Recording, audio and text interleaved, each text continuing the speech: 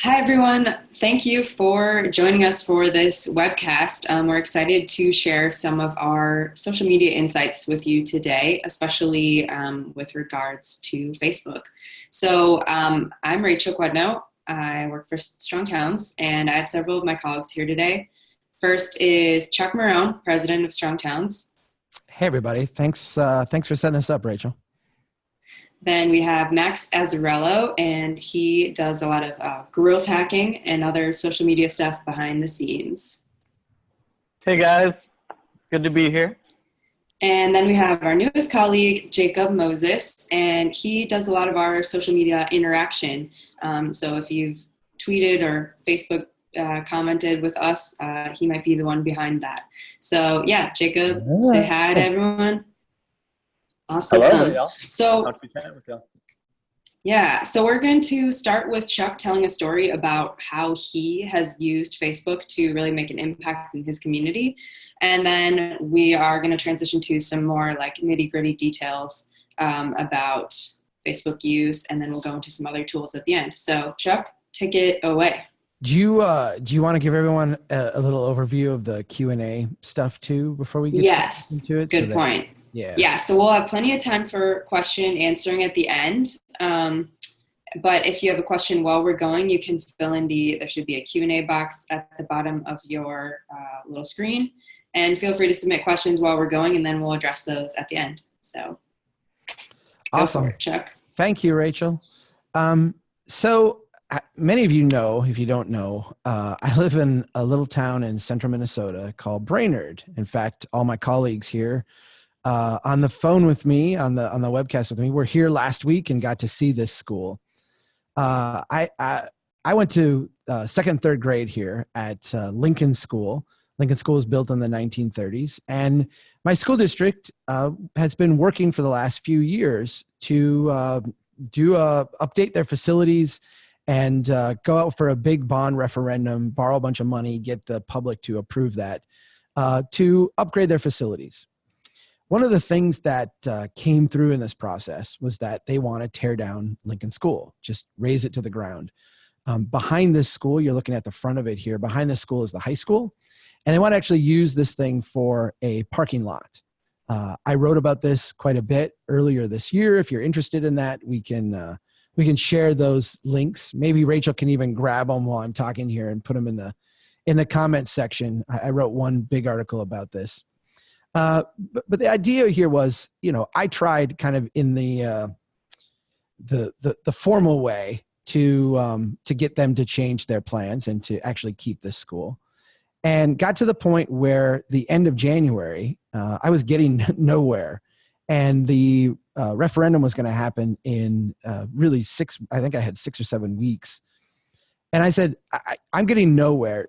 Am I the only one who cares about this, or is there someone else? And so what I did is I said, let me see if I can get enough momentum here in the community to push back on this and maybe even kill this part of the referendum that would tear down this building, or at the very least, get the school district to change their mind. So I'm going to go through and show you what we did as kind of like a case study for using Facebook to create kind of some momentum around an issue. The first thing, and I think this is a broad overview of everything that we do on Facebook at Strong Towns, and this initiative I did with the Lincoln School, is to understand that Facebook doesn't care about you. They don't care about your issue. They don't care about your topic. They're not there to get you in front of people. They don't care about you. They care about the users, the other people using the system, the people you are trying to reach. And they care about them, and they want them to be on Facebook as much as they will in a day. And that means that they're only going to put in front of them things that are really interesting, really relevant, and really engaging. If you want to get in front of people, and there's huge threads about this online you can read about, and people get mad and lament back and forth. And actually, the whole reason we're having this is because we had a group that came to us and said, we're trying to get momentum on Facebook, but Facebook doesn't show our stuff to anybody. They don't have an obligation to show your stuff to people. They will only do it if you help them. And the way you help them is by being interesting, by being relevant, and by being engaging. And so with that premise, I started out in my little mission here to save this school with the first step, which is to establish a page. It's brutally easy. I'm not going to go through it. But I will say that when you do it, there's a chance to, and Facebook has really good kind of behind the scenes formatting of all this stuff. You insert a nice picture, you put your story in. Facebook's algorithm will grab this stuff and will use it to understand who you are and to make sure that your content is tasteful, is relevant. If it has a geographic focus, all that stuff, they're going to go through that, because what they want to do is they want to make sure that when you put out stuff that is engaging, when you put out stuff that is relevant, they share it and show it to the best subset of people. Once you've got your page created, the second step, and this is what I did right away, is invite your friends. There's a little key to this, though. You don't want to invite just your friends. You want to invite your relevant friends. So I have friends from all over the world. I'm not going to invite my friend from Rome for my Brainerd Facebook page, my Brainerd focused Facebook page. What you want to do is you want to start to create an audience around the topic or the issue that you're dealing with. And so having a lot of friends does you no good if that audience is not representative of the people you actually want to reach. And so what I did initially is I went through my list of friends and I said, which of these live in my hometown, my area, and would be voting in the upcoming election, the upcoming referendum, which of them? So if you look, Facebook makes this really easy. I mean, they're trying to tell you, like, this is the way to grow a page. If you actually go to the bottom right-hand corner of the page, they give you great advice. They say right here, invite friends. You've got a bunch of friends, go and invite them. And in fact, I can see right here in the list, Dave Badeau is one of my council members here in town. Nate Hood lives in Minneapolis, but follows us as a contributor of ours. But I can see the other photos here are all people that live locally here with me. I'm trying to get a local page going around a local issue. I start by inviting my friend group to like that page. Step 3, start posting. And understand when you start posting that this guy is watching, right? You can post boring stuff and he's not going to share with anybody. You can post engaging and relevant stuff and he'll start showing it to people. That's the way this system works. So start posting. And we use a philosophy called jab, jab, jab, right hook internally when we're looking at this stuff. There's a book of that name if you're interested in it. But the philosophy is very simple, particularly when you're trying to build up the readership of your page and build up the community you have.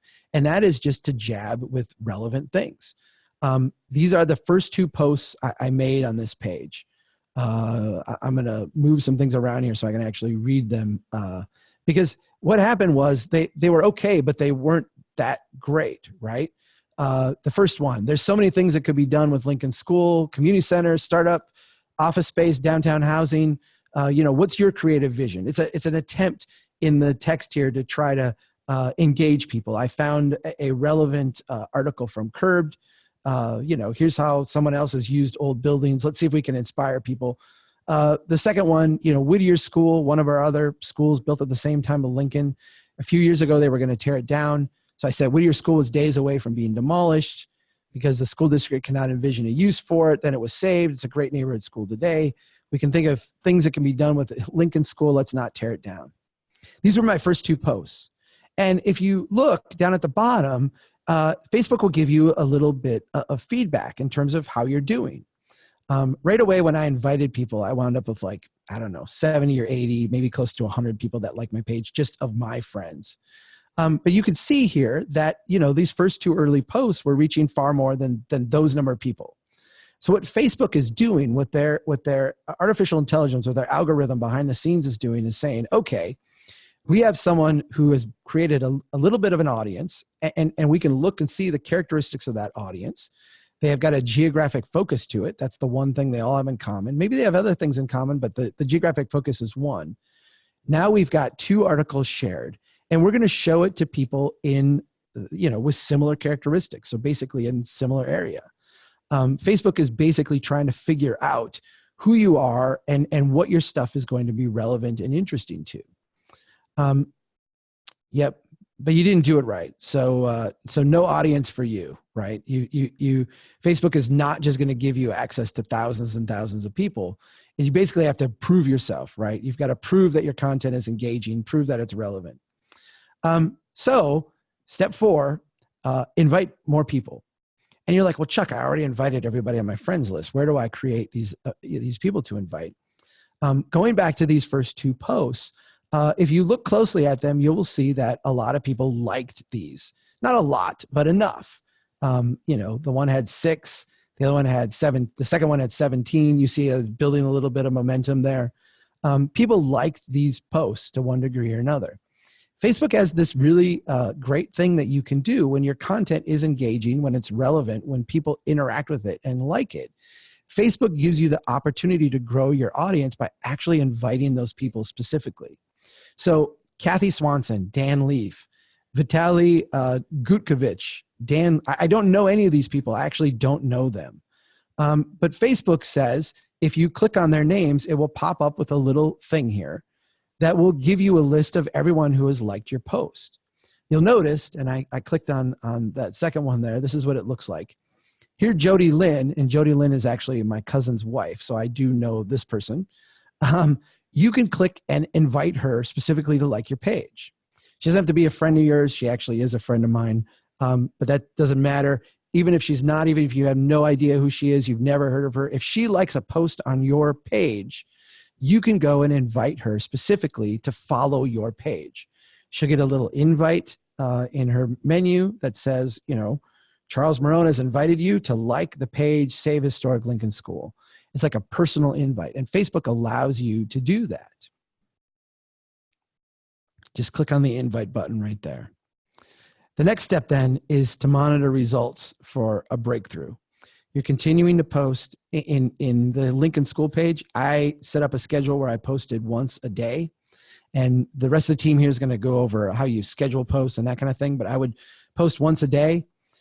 If you click on the Insights tab on your Facebook page and go to posts, what you will get is a list of all the posts that you've done and how well they are doing performance-wise. Here are the very earliest posts in the Save Historic Lincoln School page.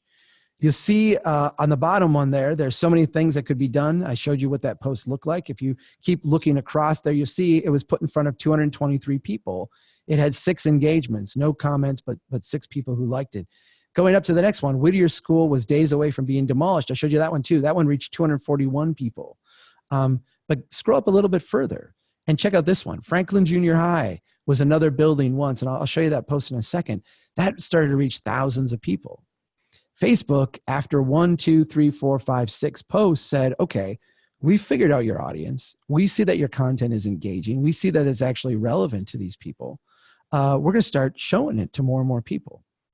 Now, pause here and understand. I'm going to show you what that Franklin Junior High post looked like. I have not asked anybody to do anything here. I've not asked them to like my page. I've not asked them to go petition the school district. I've not asked them to show up with pitchforks and torches. All I've done is tried to engage them and start a conversation. So here's the Franklin post.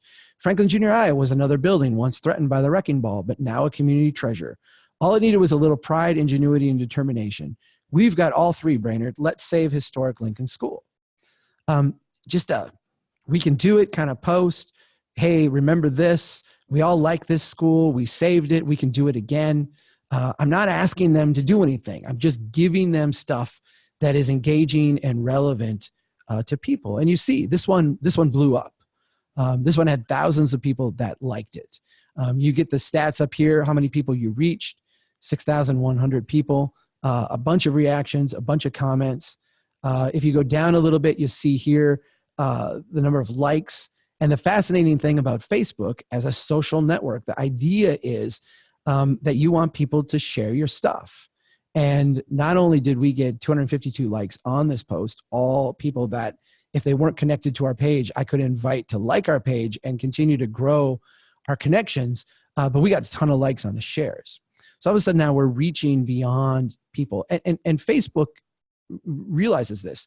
their algorithm is growing your audience. Every new person who likes your post, who likes your page, who engages with you is another data point that allows them to put your best stuff in front of more and more people. Now, step 6, and this is Mark Zuckerberg's favorite step, and this is why Facebook is an unfair game, and you can be frustrated by it and not like it because it doesn't work for you. It works for Facebook, not for you. But if you know what you're doing, it can work for you too. Step 6 is to boost your most engaging content. If you notice back on that last post I showed you, let me go back a step. Over in the right below the picture, there's a little bar right there. It's got 2 shades of yellow or 2 shades of brown. The one on the left is a lighter shade, and then it gets more orangish on the right.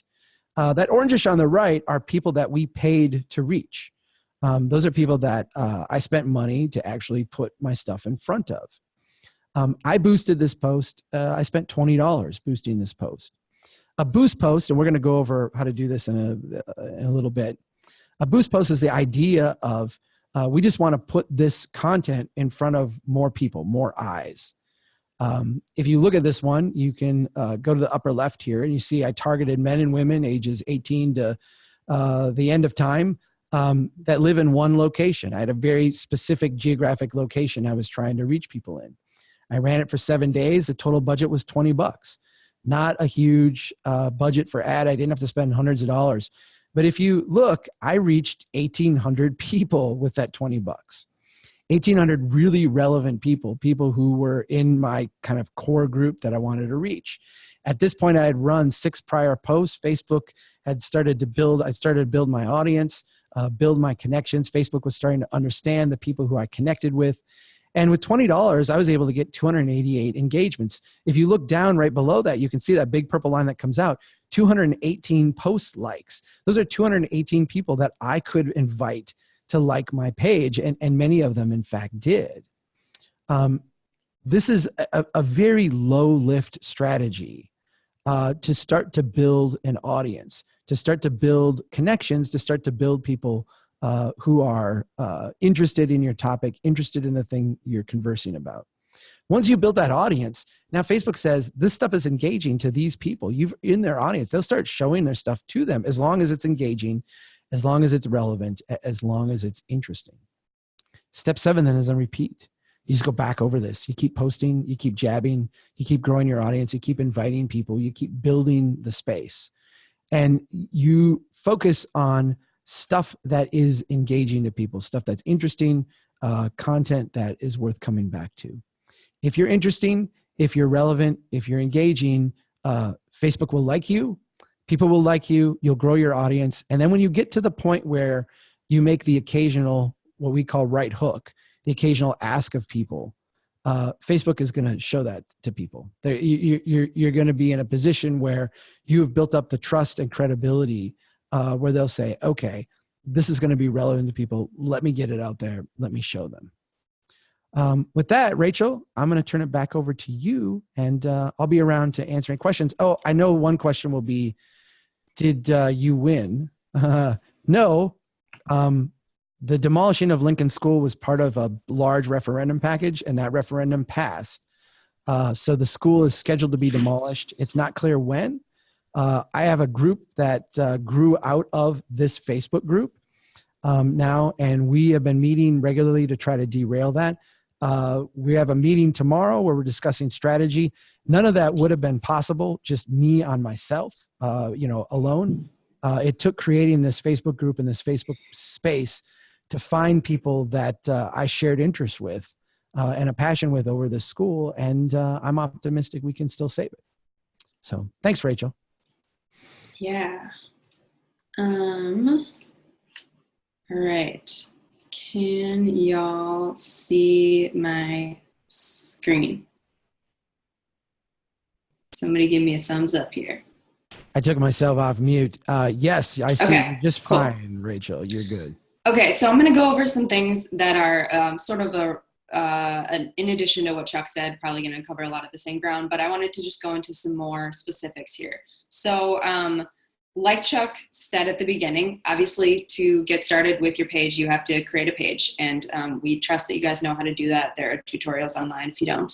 But I just wanted to pull out a few things that I've noticed when people have a page like this that are like easy things to forget. And so the first one is to pick a really good top photo.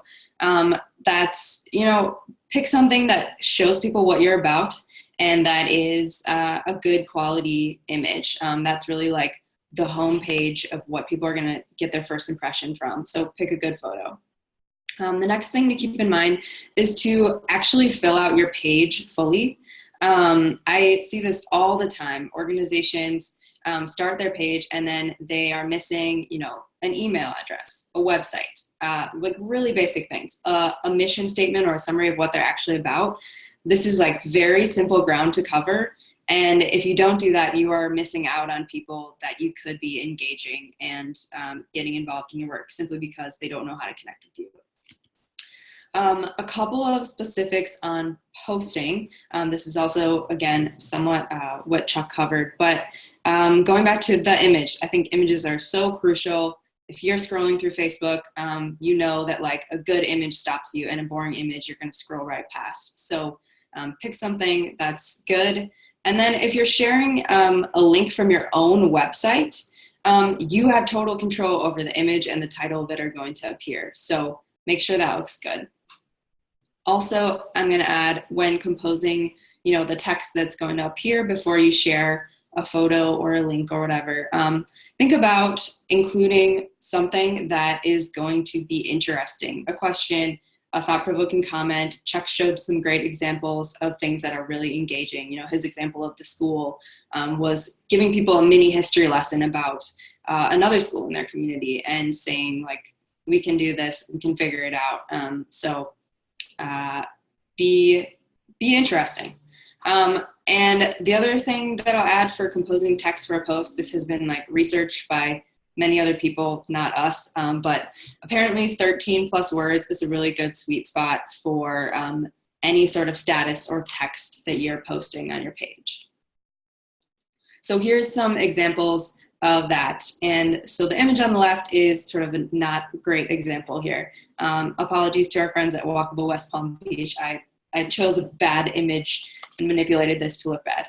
No shade to them. So you can see the status on the top is like really boring. It's not really telling you that much. Join us Tuesday for this event. What does that mean?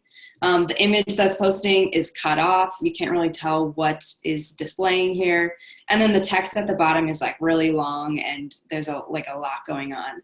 So here's like a better example from our Strong Talents page. This was posted a few days ago, and it includes sort of a thought-provoking question, comment at the top.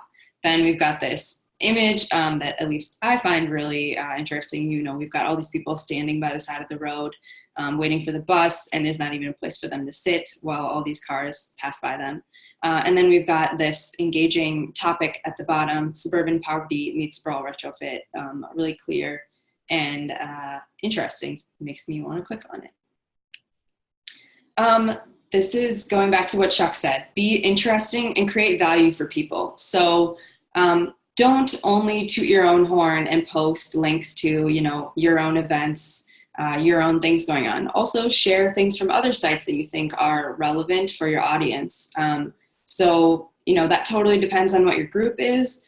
But if you're running a neighborhood organization, maybe you're sharing a local news story or another example from a neighborhood in a different city that did a cool event or, anything like that. So create value and create a reason for people to keep coming back to your page and for Facebook to keep showing your stuff to other people scrolling through.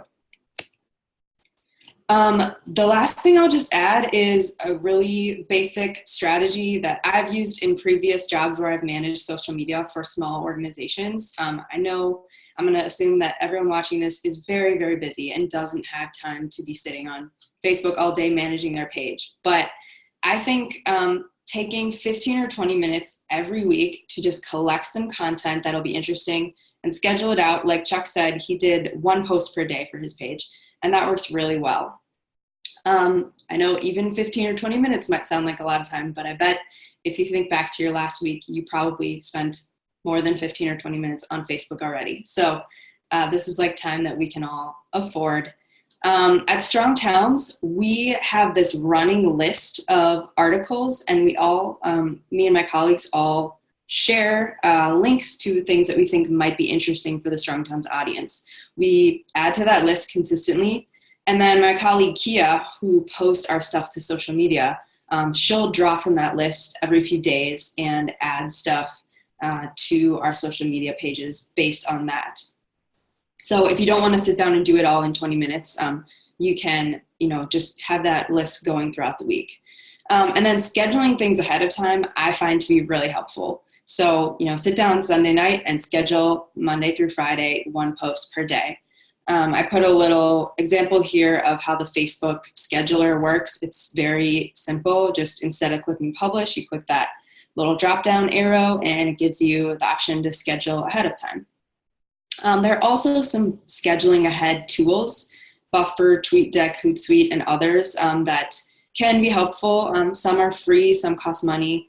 But I think, honestly, unless you're going to be publishing to many different channels, you really don't need any of those tools. You can just do it right in Facebook. And then the final thing I'll add is that posting is one thing, but interaction is also really important. So take just a couple minutes every day or every 2 days to look at your page and respond to comments. You don't need to, respond to every single person that just says, cool, I'm going to this event, whatever. But if somebody asks a question, try to give a response to that. Or if somebody shares something else interesting on your page, interact with that in some way. We could do a whole different webcast about how to deal with people who write mean or hateful or trolling comments. So I won't go into that. Hopefully most of you won't have to deal with that on a regular basis. And I'll say for us at Strong Towns that most of the time when you see those sorts of comments, if you ignore them, they just float away and nobody notices them. Or you wait and somebody else who's following your page will respond and put those people in their place. So I wouldn't worry too much about that. All right, that's what I got for my posting basics. And now we're going to go into my colleague Max, who's going to go into a little bit more detail about doing ads and taking things to the next level, but still in an amount that I think you guys can all handle.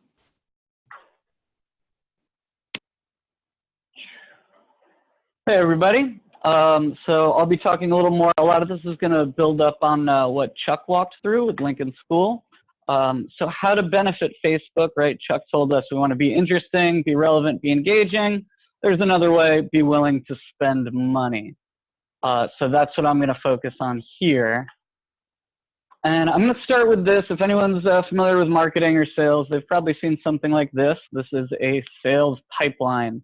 If we're looking at Strong Towns, the idea being that people come in from the top and you try to funnel them down until we get that sale or that final conversion we're aiming for.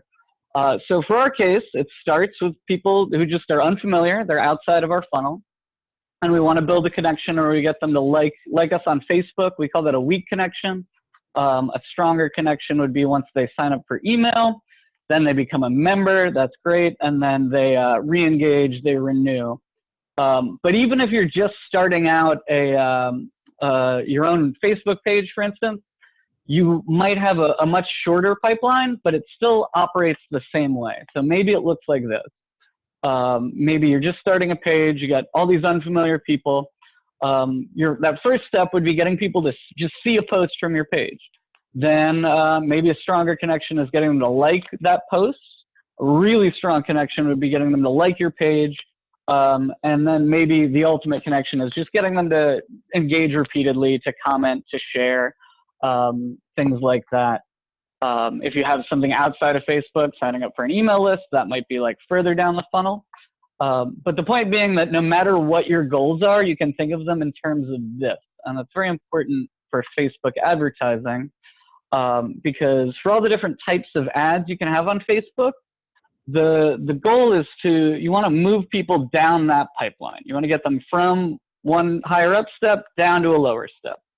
And that's a good thing to keep in mind, because each ad type, you can do all sorts of things with Facebook ads, but you want to target a specific audience that's at one of those steps with a specific goal. Get them to go from unfamiliar to familiar. Get them from liking your a post to liking your page. Whatever you're doing with Facebook ads, you want to move people down that funnel.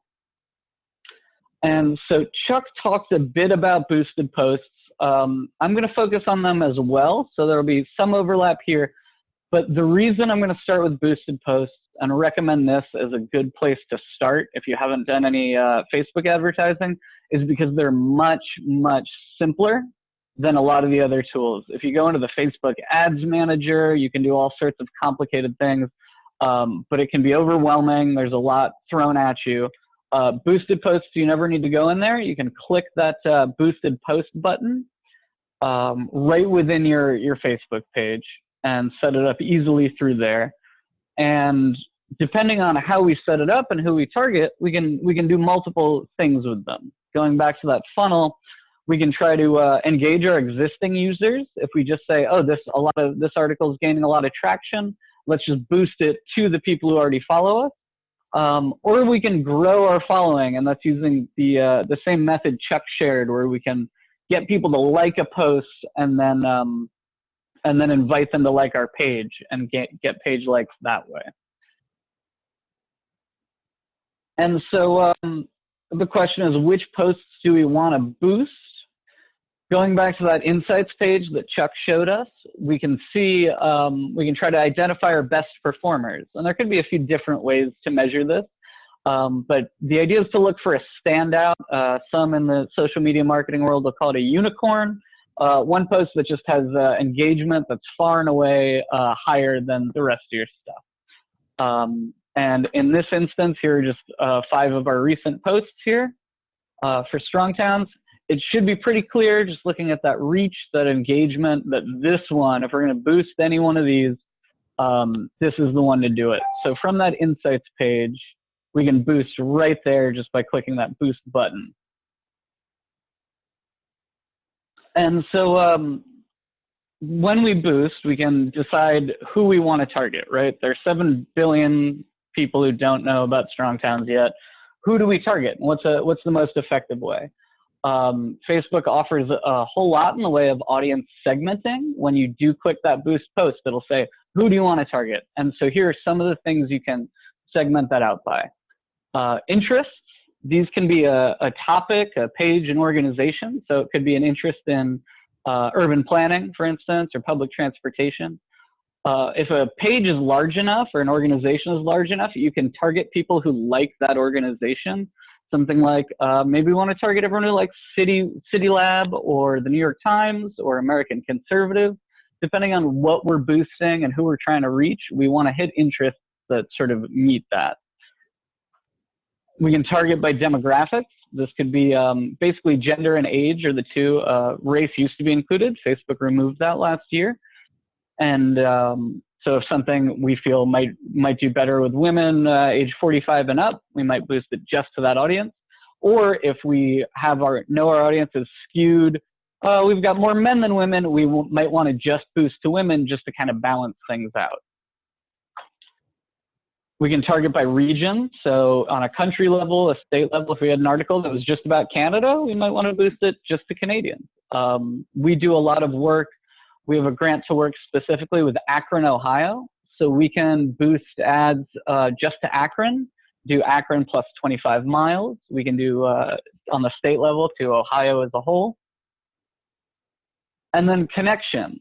So here we can really get different types of audiences. We can do it based on how people are connected to our page. So we can target people who already like our page, or we can target people who are friends of people who like our page, or we can exclude people who like our page. So if our goal with a boosted post or any type of ad is to get people to like our page, we're going to want to exclude people who already do like us because they don't benefit from that, and then we'd just be throwing money into an audience that doesn't need this ad. Then there's custom targeting, which gets into remarketing. And this gets into sort of what's really, really powerful with what we can do with our Facebook advertising. So let's say you've built up an organization and you've got your own list. If you have an Excel spreadsheet, it could be any spreadsheet with people and their information. It could be event attendees. It could be people on an email list if you have one of those already. It could be you guys. I could create a custom audience for people who attended this webinar. So what you do is you upload a spreadsheet into Facebook that's going to match based on people's name, their email address, their physical address, their city, their state, their phone number. And so what we could do then is target just those people. So let's say we've got an email list of everybody who, and we've got some fancier email tools, but everybody who visited our membership page on our website but didn't become members. I could get Facebook ads in front of all of them if that list is big enough. Now for this, you need a list of about 100 people. Otherwise, Facebook's going to reject it, say it's too specific. But once you have a list of a reasonable size like that, you can upload it into Facebook and then show ads just to people on those lists. Similarly, you can get what's called the website pixel, the Facebook pixel, and put it on your website. And this gets into a little bit of coding, but you don't need to know much because Facebook will give you just a chunk of code. It looks like gobbledygook if you don't understand HTML, but you just copy that code. It tells you where to put it on your website, how to do it. And you just post that code, hide it in your website. And what that's doing is letting Facebook track using cookies who's visiting your website. Now, I can't use this to get a list of all the people who visited my website or visited Strong Towns, for instance, but Facebook can kind of keep this list in a black box, and then we can target people, everybody who visited our website in the last 30 days, right? If we think they are likely to respond to an ad well, we can use that audience. That's now our audience, is a website pixel audience. They only show this ad to people who visited our website in the last 30 days, and Facebook will do exactly that. And to really get at what we're capable of here, we can then create lookalike audiences. So we can say, okay, instead of targeting people who visited our website, we want to target people who are similar to the people who visited our website. And Chuck got into kind of the black box algorithms of Facebook. If you have a big enough list, Facebook's going to take that list and you say, give me a lookalike. It's going to take the 2 million people on Facebook across the few billion that are there and say, this is the lookalike audience that is most similar to those people. You can do it with that pixel list. You can do it with that with those custom spreadsheets that you upload. So for instance, we ran, if we want to drive people to sign up for our email list, we can upload a list of everyone who already signed up for our email list, people like you guys, and then tell Facebook, give us a lookalike audience that's based on that list. And it'll show people who, in whatever way, are similar to that lookalike audience, to that original audience. It could be based on interests, demographic data, regions, all those different things we can segment by. And so that's sort of some high-level stuff with what's possible. And when you do test this, I recommend, if you do want to get into Facebook advertising strategy, test. Make small bets and analyze the results as you go. So when you run an ad, pick one variable and you can A/B test it. You can try 2 different images. You can try different copy, different language that you use on those ads. Or you can try different audiences. But I'd recommend just changing one of those things, be as scientific as you can, and then just run them both. And you can see the differences. Facebook has great reporting tools where you can see which one got you more engagements, more page likes, if you're paying more for those page likes or engagements. And make small bets. Make a hypothesis, like we suspect that targeting people who are interested in urban planning are going to respond well. That's our hypothesis. Let's test it out. We create an ad, just maybe $1 or $2 a day, and test that out for a week until we get a good bit of data in there, and then we can say, okay, that worked pretty well. Now let's try changing around one of those variables and seeing if that improves or changes the results. When it does, as Chuck said, analyze the results and refine them, and just keep going. Go one by one to get through there. And I'll leave you guys with that. If you have any questions, we can cover those at the end. Yeah, so our last little segment is going to be my friend Jacob. And Jacob has some personal experience using social media for a small business that he used to run, as well as now working for Strong Town. So Jacob, take it away. Gladly.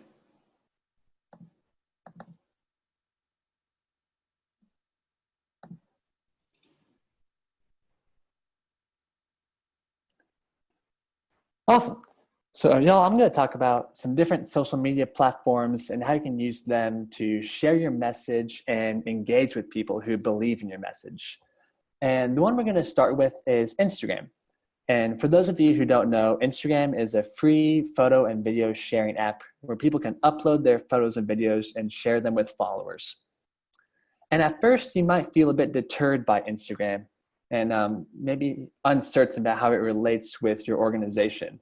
And rightfully so, because these days, when we take a look at Instagram, we see pictures of cats wearing sunglasses, or perhaps we see pictures of people taking pictures of themselves in the mirror.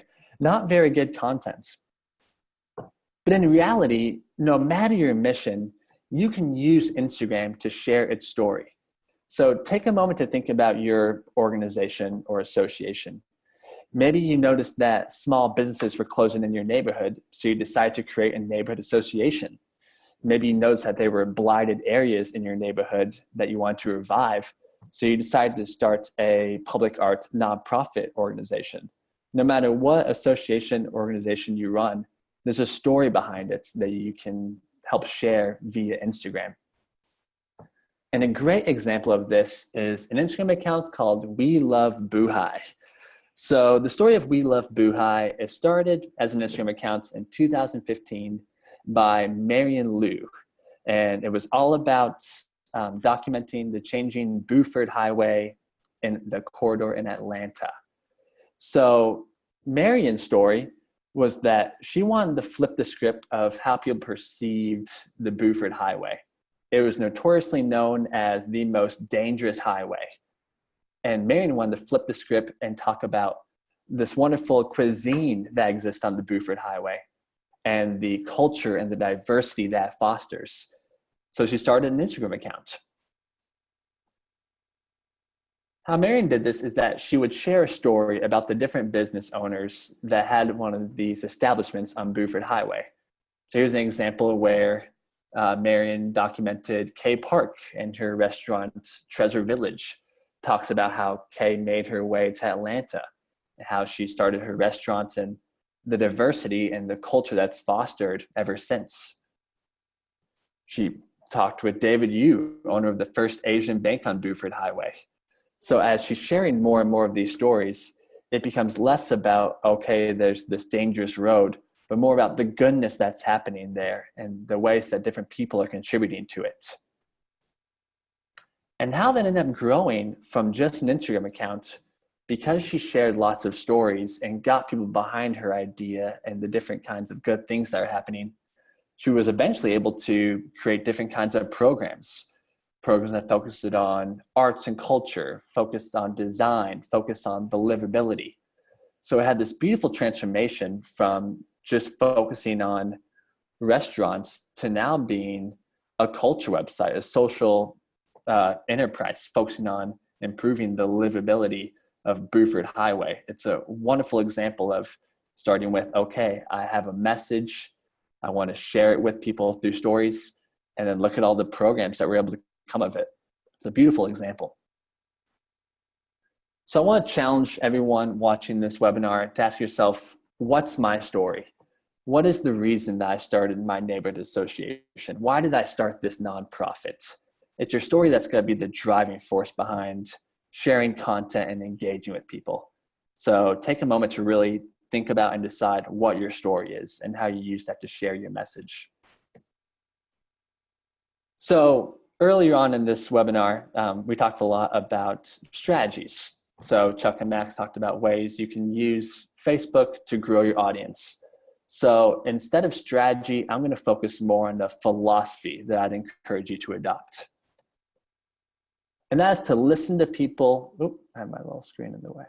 Listen to what people have to say about your mission. So everyone here, no matter what kind of organization or association you run, it's not static. You don't run a static organization. You run a living organization that needs feedback and needs engagement to continue to refine your message and help get other people involved.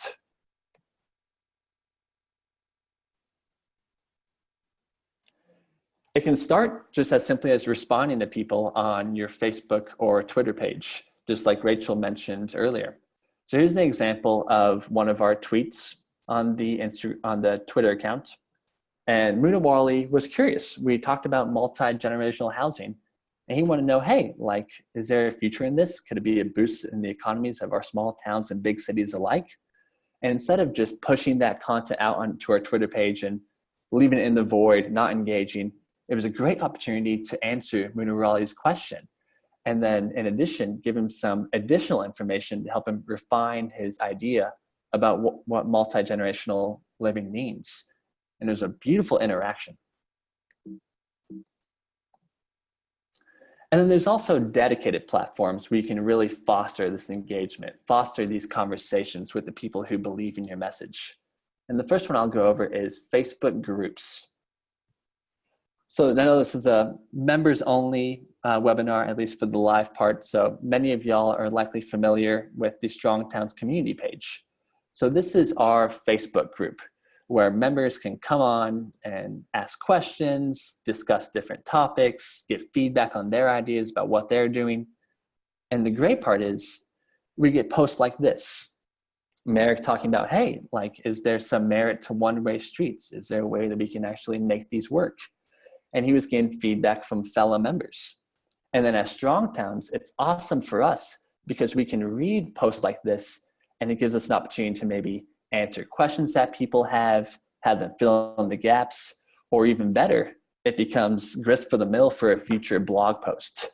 So that's a great way just to give your followers an opportunity to discuss, share their ideas, and then help you make your organization more agile to help refine your message. Another platform is called Tweet Chats.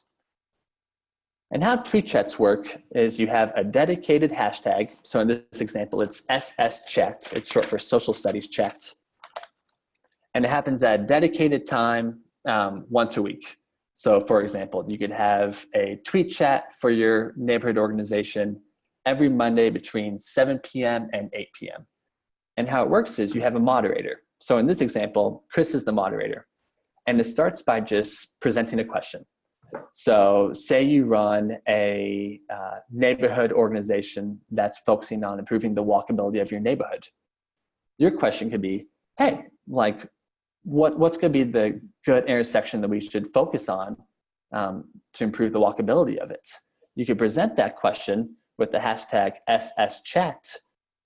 And then because all of your followers are on this tweet chat at the same time, you're able to gather answers. So in this case, Dan had an answer for the question.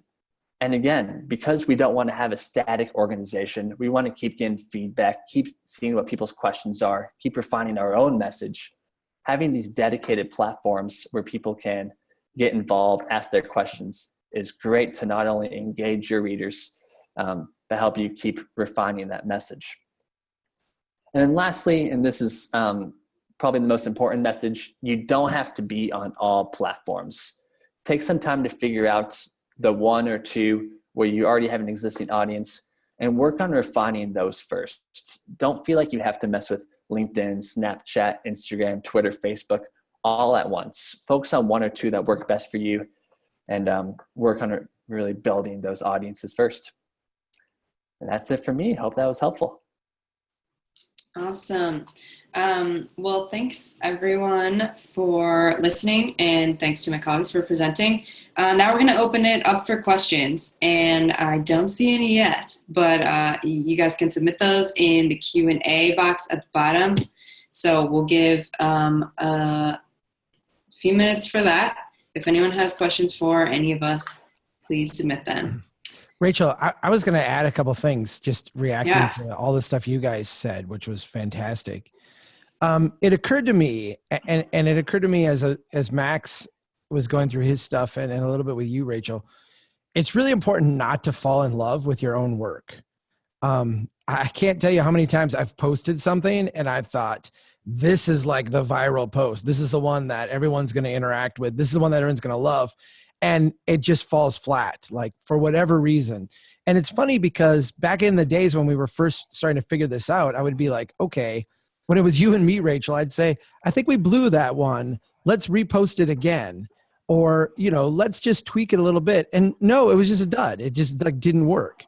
There've been other ones then when we posted and I'm like, okay, what, like I'm trying, but I don't have a lot of high hopes for this one. And then bam, tons of people read it and it really resonates. I think it's really important to not fall in love with your work, but to actually use the data that's out there to understand which of your stuff is most engaging and which of your stuff to kind of push out a little bit further. The other thing I was going to say, and this kind of goes a little bit to what I was saying in the beginning and then what Max kind of built on.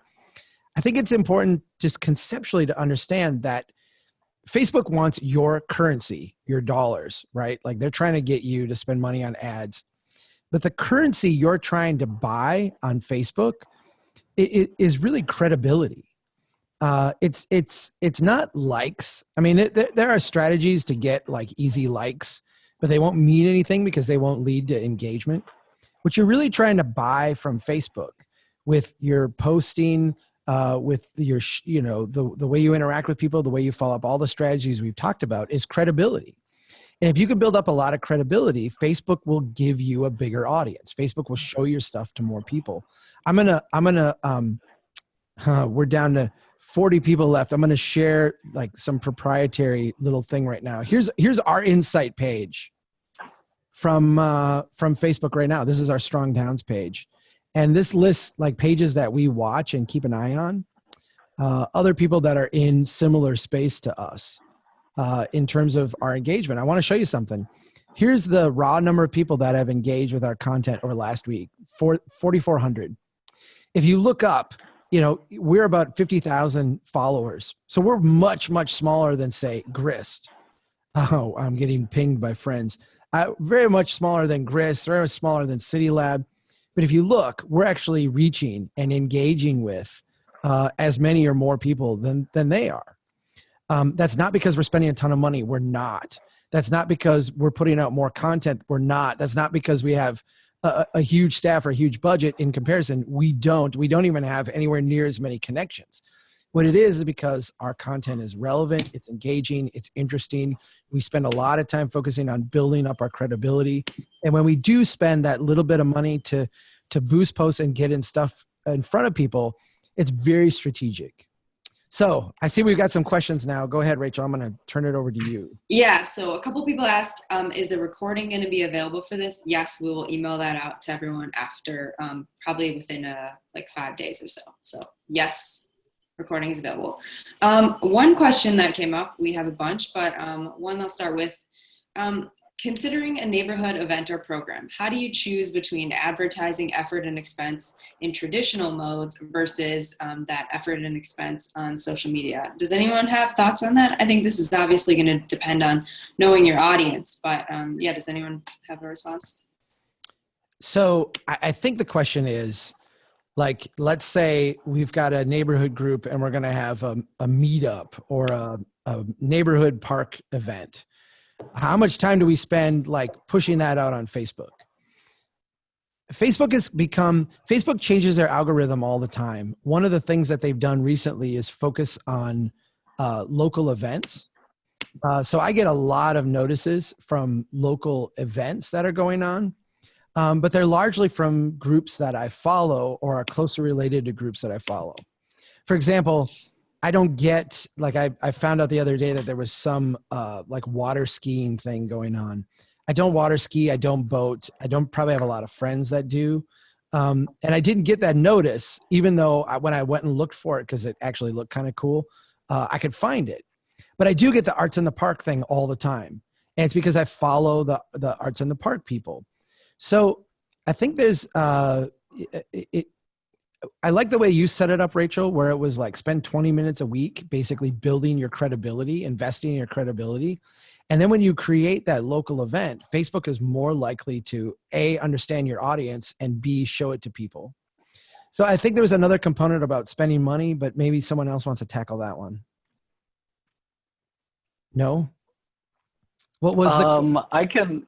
Yeah. Specifically about spending money to target, if you should devote those resources to Facebook versus something more traditional. I think that does go back to knowing your audience. If you have some local means where you can put up flyers in the places where the people you're trying to reach are going to go, that's going to be very effective because you know where the people are that you want to reach and you can reach them. But with Facebook, it can often be much more targeted than what you're capable of through traditional media. It's like getting a billboard, but saying only show this billboard to like the small segment of people who are gonna like actually be interested in like this particular topic or coming from this particular place or this type of person. So in terms of cost effectiveness, that's Facebook ads bread and butter right there. Is that you can really segment the people you want to target. Now, in a small neighborhood in a little town of just a few thousand people, that can be tough because you can't really target on that small a scale. You can target like a citywide level, but the smaller the audience, kind of the more you're gonna have to pay for Facebook to get them to show it to the right people. So that's sort of a trade-off. But if it's an interest area like ours, or if it's a medium-sized city, a larger city, or a region, something like that. If you're trying to hit a whole city, then using that sort of geographic targeting can be very effective. Ultimately, I think a good advertising strategy requires a mix of the two, especially if it is something local. Get people, you can get your message in front of people out in the real world, and also try to prime them with ads, get them focused on the topic online as well. So I think it can combine the two. Next question, maybe Max, you would have an answer for this. Can you suggest some good tutorials for nuts and bolts of getting started with Facebook or social media for people who are at more of a beginner level? Oh, whoa. That's a big book. I don't know. I've got it too. Now this, I'll talk about this briefly. Chuck got me this book so we can get more advanced with our Facebook advertising strategy. This is not for beginners, but if you've tried boosting posts, if you've got some sense of some audience targeting and you want to get like a textbook, you want to get really in there with what's possible, I recommend this book. It's great, but it is not, if this is all new to you and you're just getting started, don't start here. This is next level. In terms of where to start, I do wish I had like a better answer for that. I just picked up these skills kind of slowly through different jobs as they've gone along. So I don't know, Chuck, any insight? I mean, you just started a Facebook page. Do you have any good insights for like from step one without having much knowledge going in, what you'd recommend people do? I think it's really interesting. And I will tell this to people. I mean, our goal here was to create like a 101 kind of thing, right? Like here's the very basics and you get started. It's really interesting to me because every time that I feel like I know what I'm doing, like maybe I'm at the level where I'm junior high or high school, I find out that no, I'm actually in elementary school. And there's like so much more sophistication than what I am capable of of grasping. And this stuff moves really quickly too. I mean, the ability to do different audiences and target in different ways and recycle people who visit your website and what have you. I mean, Max and I just found out last 2 weeks ago about this just fascinating Google AdWords strategy where you can geographically target people who are in a very specific building. It's almost like nutty and mind blowing, some of the stuff that you're capable of doing in terms of audience targeting. I think that if you just do a YouTube search for boosted posts, I agree with Max that that's like the easiest place to get started. Using your Facebook insights to figure out what your best content is, your stuff that resonates the most, and then do a modest, I mean, you can even do like $1 a day, do a $5 boost of it and see what happens and just test your theory. One of the things that we do obsessively here is we say, what's our theory behind this ad? What do we actually think we're doing? And then kind of measure that, measure those results. Did we actually work the way our theory suggested? And I would say half the time it doesn't, I think the boosted post is probably like the low hanging fruit to start with. And there's all kinds of tutorials for doing that, really easy stuff. Another question that's come up, could you talk about dealing with insulting and inappropriate comments, especially on Facebook, without shutting down relevant comments? Jacob, I think you are the best one to respond to this one. Yeah. Insulting comments. I mean, we're at Strong Towns, we will not hesitate to hide a comment that is rude, uses inappropriate language, and does not advance the conversation at all. Jacob, you just said, and you said it very quickly, you said hide. Can you elaborate on what hide is? Because I think it was, I don't know if a lot of people know what hide is. So say I made this beautiful fettuccine Alfredo for dinner last night and I posted it on my personal Facebook. Chuck comes over to my page and starts just bashing on it. He thinks it's ugly. He doesn't think it's a good meal. I can hide Chuck's comment. So he is not notified. He doesn't know that's no longer viewed in my comment. But other people who come and see my fettuccine Alfredo, they're not deterred by Chuck's rude comments. They can give their own good feedback on my beautiful meal. So it's a really good strategy. And that's just a button that you'll see to the right of a post. There will be like a little drop down and you'll see the option to hide. Yeah. And it comes down to discernment. You should be confident in your organization and its message, and feel free to be bold and respond confidently if people are acting inappropriately. And you have a tribe, you have people behind you who will have your back. I feel like hide is the I've thought of it a long time as like the Minnesota passive aggressive way to not deal with people who are being difficult. But we use it a lot, and it's a very effective strategy. I'm gonna show people right now just what this looks like, because it's really simple. So here's a post that we did 2 hours ago. So very fresh thing. These are just fine comments, but let's say that we wanted to, like Daniel's comment, we don't really like, we want to get rid of it. Over here, you can just click on this and it says hide comment. And if you hide it, Daniel will still see it. It will still be there. I actually think Daniel's friends will see it too. So when you get like a hyper local page that may have a limited strategy, it might not work as well. But nobody else will see it. It'll be gone, and it won't, be like, throwing nasty stuff on your feed. We also, I think there's also a line, and it's going to be a little bit different for everybody. For us, that line is not criticism. We welcome criticism. We welcome people who are critical of our ideas and want to discuss them and hash them over. Obviously, when you cross a line of kind of personal attacks, if you are not talking about issues but are actually attacking a person, responding to them with an attack, we'll often warn you, like, hey, you're taking that too far, tone it down. I like to give people 3 chances to engage constructively. And then, we will occasionally block people.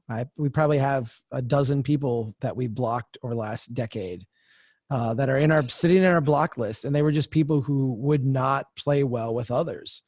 And I do feel like it's incumbent on us when we run pages to police them in that way. If you have someone who's just a pure troll, who won't engage honestly with people, you're doing your page a disservice by allowing them to run rampant over everyone. And I don't think blocking them is immoral.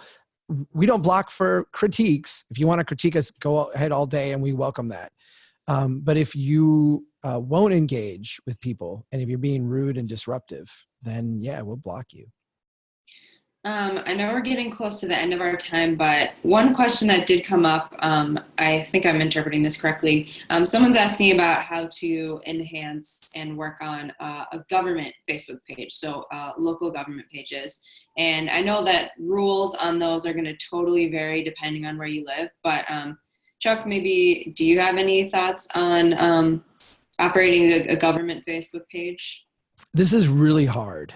And it's really hard because governments have a hard time being interesting, and they're very relevant, right? Often when you're sharing information, it's very relevant, and but not very interesting and not very engaging sometimes, because that's the nature of a lot of what government does. I've not seen a lot of governments do this well, and I maybe will ask Jacob if he has, because my guess is that maybe he has seen better than I have. I will say that, like, of all the Facebook and social media feeds that my local government has, the one that is the most valuable here is the Parks and Rec one.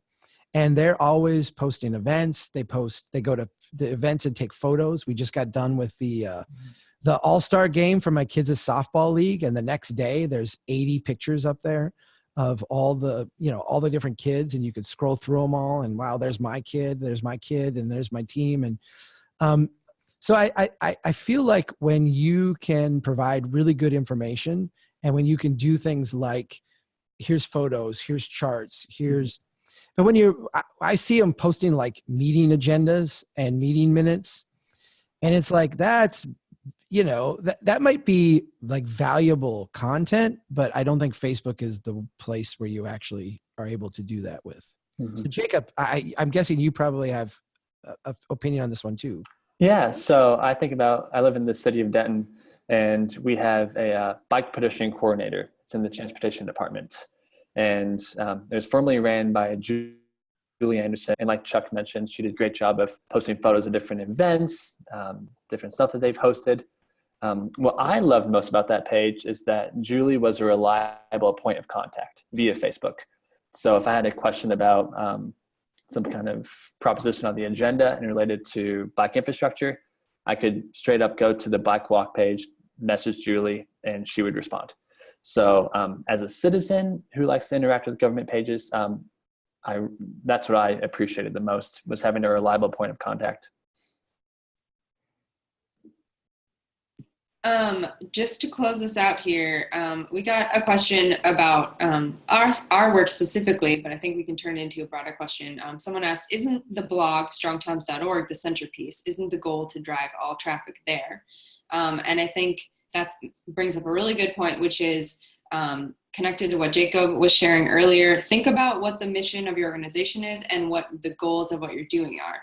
Because for Strong Towns, yes, a huge goal of what we're sharing on Facebook is to drive traffic to our website, but it's also to have people become members. And at the end, of course, for them to take action to actually build Strong Towns.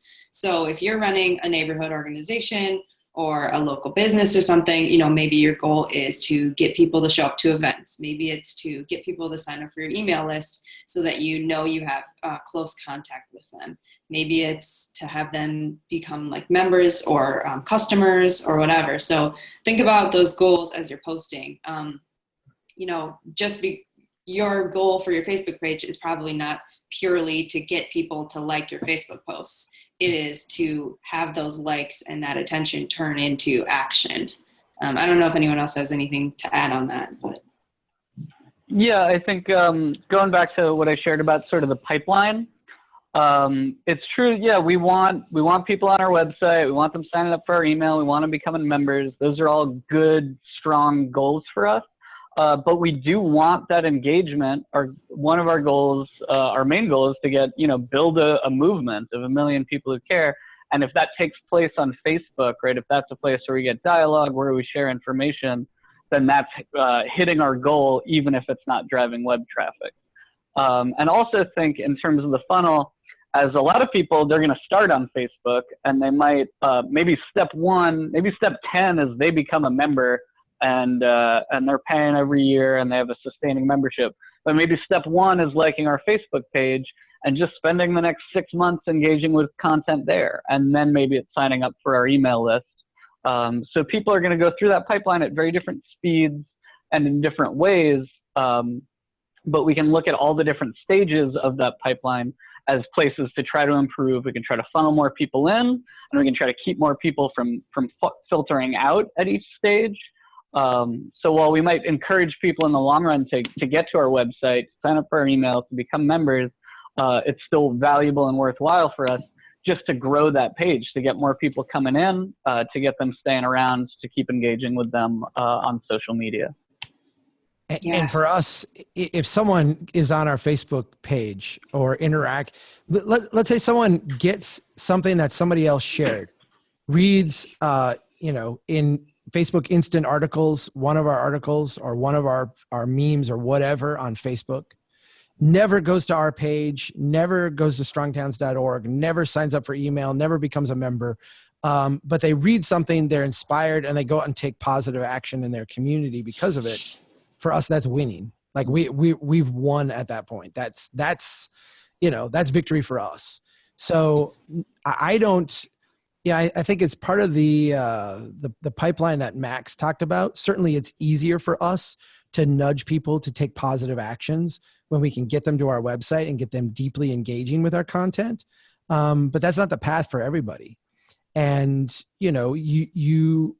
I think for us strategically, and I think a lot of our listeners here will think the same way, if you're trying to drive people to a specific site, again, you've got to build up that credibility at the, kind of social level before you're going to get them, for the most part, to dig in deeply and take seriously your other stuff. Yeah. Well, we're running over our time, and I want to be respectful of everyone's time. So thanks to everyone who has attended this. Like I said, we will send out a link to the recording. And if your question didn't get answered, or if something comes up, I'll also include all of our email addresses in that email that goes out, so you can send a follow-up question if you have it. Otherwise, thanks everyone. We hope this was helpful to you, and take care. Have a great Wednesday. Thanks, everybody. Thank you. Thanks, guys.